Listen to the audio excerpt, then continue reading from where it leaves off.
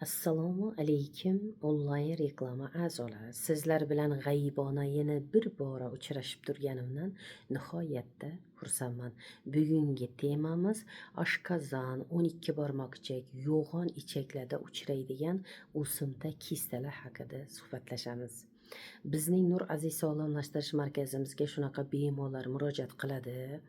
Mani oshqozonim og'riydi, mani oshqozonimda gastrit bor, gaz bor, mani oshqozonimda yallig'lanish bor, tibiti serilgan, man ovqat yeganda hazm bo'lmaydi, gaz kelib kekirish kelib turadi degan bemorlar ko'plab uchraydi.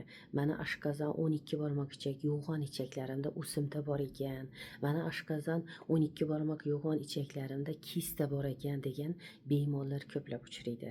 Mani oshqozonimni, yo'g'on ichagimni, 12 barmoq yo'g'on ichaklarimni bir marta operatsiya qildirdim, 2 marta operatsiya qildirdim degan bemorlar ko'plab uchraydi. Allohning qudrati ila bizning Nur Aziz sog'lomlashtirish markazimizni tabiiy giyohlari, malham, siroplari yordamida oshqozon, 12 barmoqchak, yo'g'on ichakda bo'lgan muammoli kasallik turlari, o'simta kistalarga shifosi bor. Bemalol kelib lechini olib, sog'ayishlaringizni tavsiya qilaman.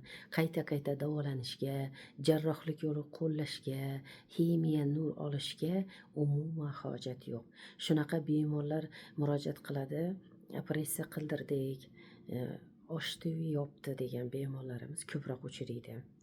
Allohning qudrati ila shu tabiiy giyohlarimiz, siroplarimiz yordamida umuman jarrohlik yo'li qilishga hojat qolmaydi. Qayta davolanishga hojat qolmaydi.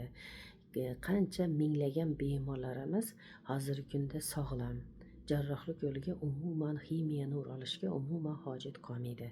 Tabiiy giyohlarimiz, malham siroplarimiz yordamida har qanday kasallik turlariga shifosi bor.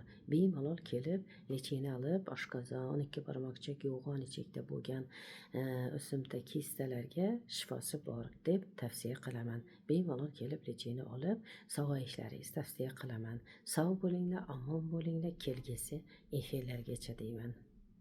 Layklaringizni bosaveringlar. Oldingi efirlarda aytib o'tganimdek, bitta laykingiz bilan bitta bemor sog'ayadigan bo'lsa, Allohning uyida muborak ro'za Ramazon oyida bitta tuya so'yib, 1000 ta ro'zadorga iftorlik bergan savobga ega bo'lasizlar. Shuning uchun layklaringizni bosaveringlar. Bunaqa savobga pul dunyo bilan erishib bo'lmaydi. Sog' bo'linglar, omon bo'linglar, kelgusi efirlargacha deb qolaman.